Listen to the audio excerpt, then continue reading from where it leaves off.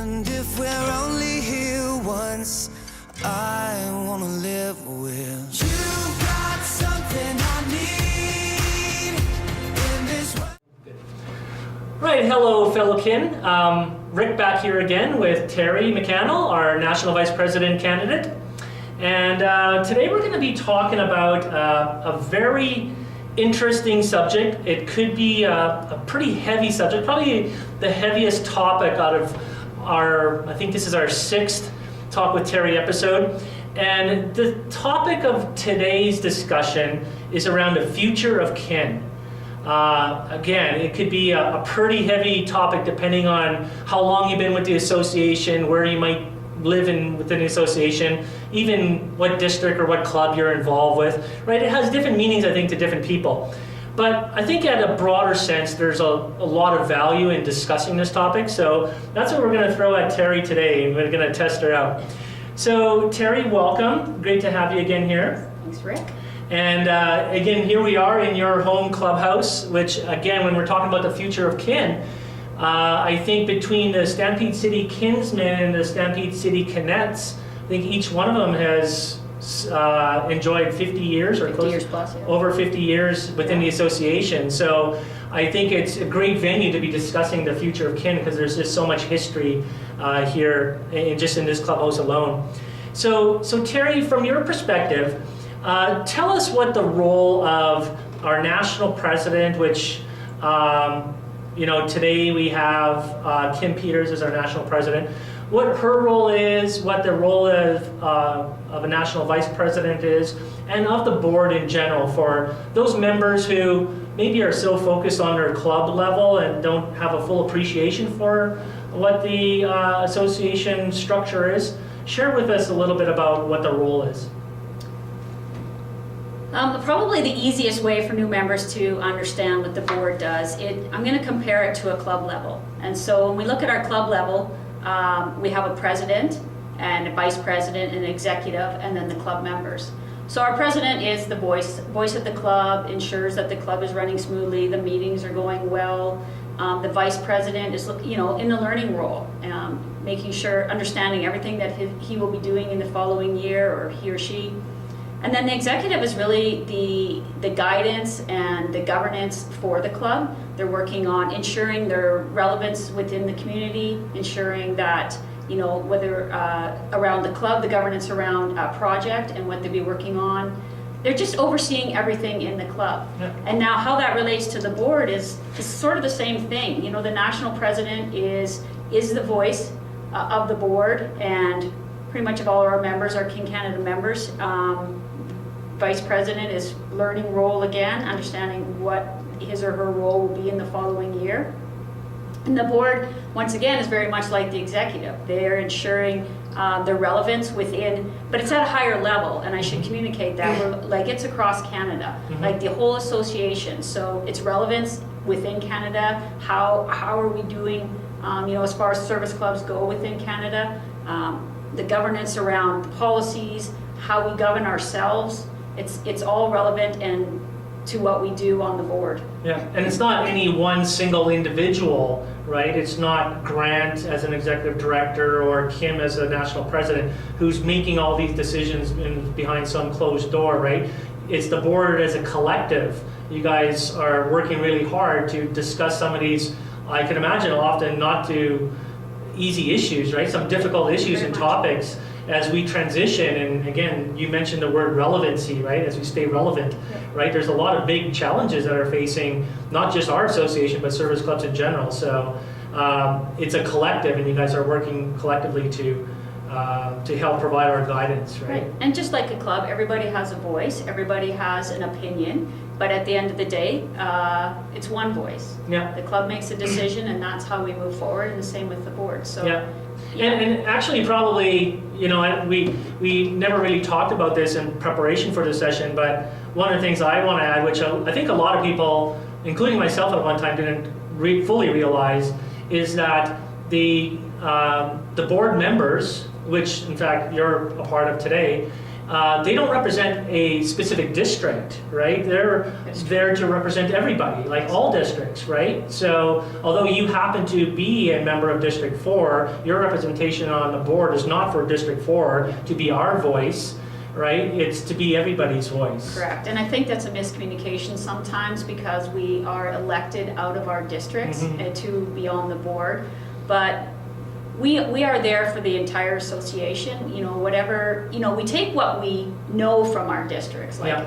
I've been in District 4, so I know how it runs, and we all bring that concept to the table, Yeah. but we're not representing, we're just using what we Yeah. know Yeah. to make And- good decisions for the association. Right. And you are a conduit for communication, right? So because you live here, and again, there's board members who are not representing, but are from each district. So you're local and you are a conduit, you get to participate, you get to attend functions and meetings, and you guys are all approachable. So the membership, if they have any ideas or comments or thoughts or concerns, they can voice them with you, and you can then take it to your board level and vice versa, right? You can communicate it and down. that's exactly it. I mean, and even when we go back, it's not like District 4 thinks this. Yeah. It's, here's an idea, here's a thought for Yeah. our Or a association. concern, right? Yeah, here's how maybe we could do what we do better, Yeah. make this association better. So, Yeah. I mean, that's how we're structured right now, but that's not the way the board functions. Yeah, that's great. That's good. Hopefully that gives everybody a good sense, because I think that there's, I knew when I first started, Ken, I didn't have a full appreciation for it, right? As to what that structure was and what it really meant, Yeah. right? I didn't have that. And as I grew through Ken, right, I got to learn a lot of that, right? I think the basis is just, you know, the members, I guess the members understanding that we're not above or better than our clubs, we are just working on something different than them. They're working on what serving the community's greatest needs, and the board is working on the future of our association. Yeah, yeah. So it's just different. They're very relevant, but Yeah. we're just working on two different aspects of the At a association. macro level. Yeah. So I think we might have already touched on it. I mean, what do you see as the biggest challenges moving forward, or that our association is facing today, and just maybe service clubs in general, because I think some of our challenges are shared across different service organizations. I mean, what do you see? What has the board been discussing? Obviously membership, we had talked about that, I think in video 5, we talked about membership, and I mean, that's just an ongoing issue, and I believe it always will be, and not in a bad way. I mean, there's more than just always talking about getting more members. I think some of the challenges, because if we do get more members, then what's the next challenge with membership? Maybe it's club culture, and I think all of those different aspects of membership, it just keep evolving. We solve one problem and maybe another one comes, and that's just I think how the world works, right? Yeah. So I think membership is a key factor, and I think some of the things obviously with the membership support committee and some of the things we talked about previously will definitely help some of that get resolved and make our members feel better about being in this association. Not that they feel bad, but just better. Yeah. And some of the other things is, I think just volunteering in general has changed. I think, you know, when I started 25 years ago and how long you've been into it, but I mean, it just hasn't been Kin, all the different organizations. I think we've all been in different organizations other than Kin. Yeah. You know, the fact about going to a meeting and the commitment, I think that's just changed. Now, I'm not even going to say it's the younger generation. I think just people's lives, our culture has changed about giving up, you know, 2 meetings or 2 nights a month for a meeting, and then going to events and stuff like that. I think that we need to figure out, you know, the structure of our meetings, or, you know, do they all have to change, but be open to that? How to be more flexible, be more adaptive to the millennials, which we're trying to attract, right? Finding that right balance, right? I mean, they truly think differently. When we try to put on an event, we're selling tickets 6 months in advance and trying to get everybody to come to this event. They buy tickets 2 days in advance. Yeah, those millennials don't even, they decide the night before. Yeah. So think about how they are challenged to put on an event when no one will make a decision. Yeah. So, and I'm just going to use I think it was the U of R tried to put on a fun night in November, and they almost canceled it because they didn't have enough tickets sold.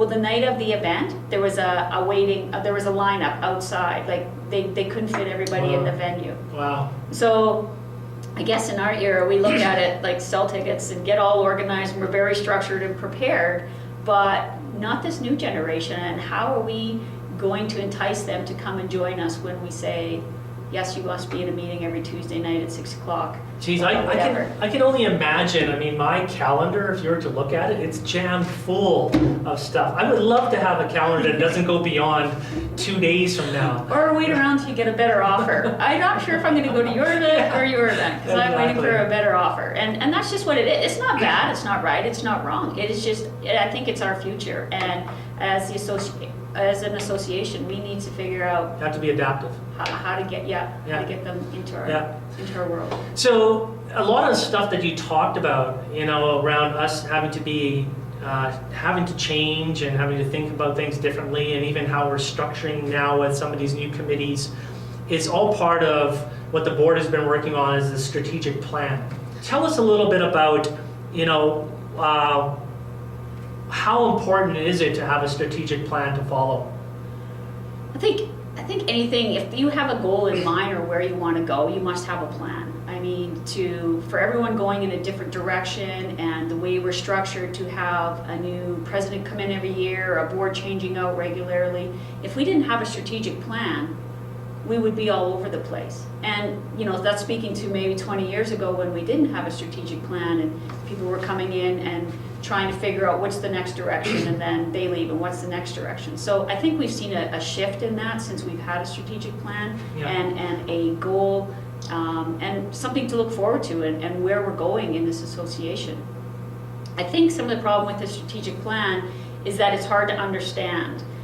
It's not that transparent. There's items in there that we're working on that aren't tangible. And being in kin, we're very used to starting and stopping. We do a project, there's the end of the project, we have money in our hand, or we were out, doing a good deed today, and we can see what we've done. See the results right away. Well, a strategic plan's not that way, and it's very difficult sometimes, and the board always hasn't done a good job, and I think we still need to get better at communicating with our members about what we're working on, and how it measures up to what we said we were going to do, right? So I think that's really important about the strategic plan. We have one, we're working on it, I think it's working, but we need to make sure that the members understand that we are moving forward and that we do have goals. Yeah, and then how it translates. The key will be is that how that strategic plan translates into the things that become most meaningful to the districts and to the clubs. Right, and how that affects them. Like what we're doing on a higher level then goes down through grant, through operations, and then down to the members. And they see that through the national committees and what they're working on, through awards. That brings value, making sure that our members feel that they are appreciated. So just different things like that, what the membership committee is going to be working on, some of the policies that we're putting in place. So those are all part of the strategic plan. It's just helping members understand that that's what we're working on. Yeah, well, that's great. That's a really great discussion. I really appreciate it. So I'm going to wrap up this with one last question. If you could influence one thing regarding the future of kin, what would it be? I think for the outside world, I'll call it, outside of kin, to invest in us. I think we know we're great. As a membership, we always toot our own horns, and that's good. We should do it more. But we need to let the outside world know that we're great. And I think being able to influence companies, other groups Corporate like Canada. CF, Corporate Canada, to invest in, just not even financially, but just a supportive, this is a great Awareness, relevancy. All of those things. So it's a big job to influence that type, and I know they've been working on it for a long time, but that would be a big goal, because I think I'm proud of this association, and I think what we do well. We can always get better. That's just, if we always stay stagnant, change is good. But I think figuring out how to get that outside world involved in kin and knowing who we are and the great work that we do would be a pretty big challenge for me, and something I could influence. That's a fantastic goal. So that's a great conversation, Terri. It's probably been one of our longest, but probably personally one of the most beneficial conversations we've had. And hopefully everybody that's watching this right now is going to be able to see that same value in it. Which brings us to our Fun Fast 5. Right? This is... Is there anything you don't know about me? No, there's some stuff. There's always some stuff. You know, and what I don't know, other people will ask you too when you're on the campaign trail. In fact, this topic that we discussed today, the future of kin, we both were kind of, while we're preparing for it, we're thinking like, this is going to be a pretty deep subject, and maybe we should start with the Fun Fast 5. Yeah. But well done. So let's get to the Fun Fast 5. This will be a good wrap up. So, flowers or chocolate? Flowers. Flowers. Any special type of flower? Daisies. Daisies. Yes. Wow. Why daisies? That's Dalen's Oh. nickname is Daisy. Is it? Yeah, it's Daisy, yeah, and Yeah. that's the flower. She has a tattoo of Daisy. Oh, that's cute. If you could sing one song on Canadian Idol, what would it be? I only sing in my car. In the shower? Not even the shower. I just sing in my car. So what do you sing? Pop bottle. Whatever. What would I sing? How about? What do you know more than just the chorus of? I actually know a lot of songs, but You Got Something I Need, I guess. Yeah? I It's stuck in your head now, right? because that was from an American Idol song. Yeah. That I got that. So There you go. that's That's good. Starbucks or Tim Hortons? Tim Hortons. Whoa, good answer. Starbucks way too strong. Well, hey, I would look at a different angle. We're talking this about Canadian? a Canadian-only Yeah, good organization answer. and association, Good answer. right? That was a I- good answer. Boy, I was waiting for that one answer. Favorite sports team? Pittsburgh Steelers. Oh, Rob, you made her say that, didn't you? He didn't. Yeah. Although he has kind of brainwashed me for sure. I had my own team, and now it's just easier cheering for his team. Yeah, way easier. Way less flicking around channels, just cheer for the Steelers. Less tension in They're the house. awesome. I like the Steelers. They are. And the final question, two-piece or onesie? Like pajamas? Yeah. Oh, pajamas. or a swimsuit, whatever. A twosie. Twosie. A two-piece. A two-piece. A two-piece. Yes, yeah, onesies. I like them, but I can't sleep in them. I like hanging out in them, but I can't. Same for actually sleep swimsuits or in them. pajamas? Yeah, two-piece. Okay, perfect. Well, that's it. That wraps up today's session. Thanks, Terry. So, again, thanks a lot for people who are watching this and sharing your comments with us. We really appreciate it. Terry's going to be on the campaign circuit soon, attending as many district conventions as she can and other types of meetings within different districts. Be sure to connect with Terry and myself on our Facebook page. If you're not already, please like the page and join the page. And also share this video with other people within your club and your district. It's a great way to find out and learn more about Terri. I've learned a lot about Terri in these 6 different videos, and perhaps there'll be more coming down, but it'll all depend on Terri's availability and time as she starts hitting the different districts during the district conferences. So again, thank you, Terri, and maybe there will be another session of Talk with Terri. There might be, but in case there isn't, thanks Rick for spending some time with me and doing these videos with me. I just want to thank everybody for watching the videos, for your support so far. I look forward to visiting all of the districts. Well, actually, I'll be at 6 of the 8 districts, and I'll be posting that out on my Facebook page as to all the districts that I'll be visiting. I'm looking forward to seeing all of you, and if I don't, maybe I'll see you at National Convention, or I better see you at National Convention in Edmonton in August 2016. Thanks, everyone.